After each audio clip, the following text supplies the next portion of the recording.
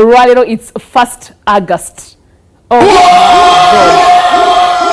hey gwe okimanyi nti tuli mu mwezi mulala, tuli mu Agusto, tuli mu Agasti lumu.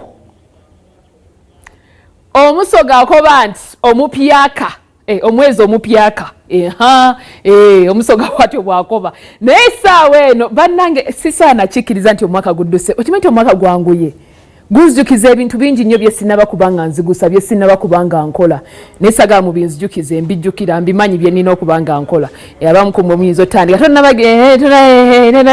Solomon kale Solomon ndeka kansoke nebaza abantu mwenna ababaddeyo mu matikira aga Ssaabasajja Kabaka abasobodde okubanga mujja okumweyungako okujaguliza awamu naye okubanga tumuyozayiza okutuuka ku matikira aga 29.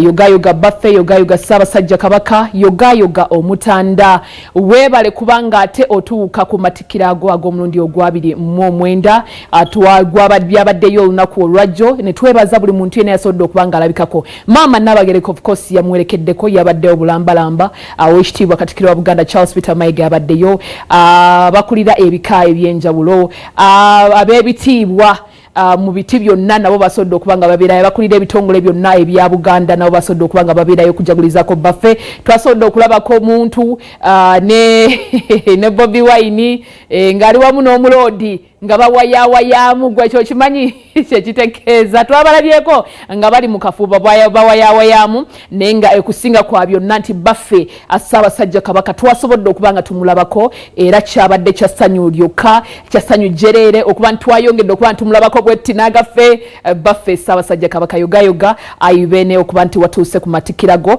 ag'omulundi ogwa 29 olunaku luno olwa Sunday. Kale nga tetweyongeddeyo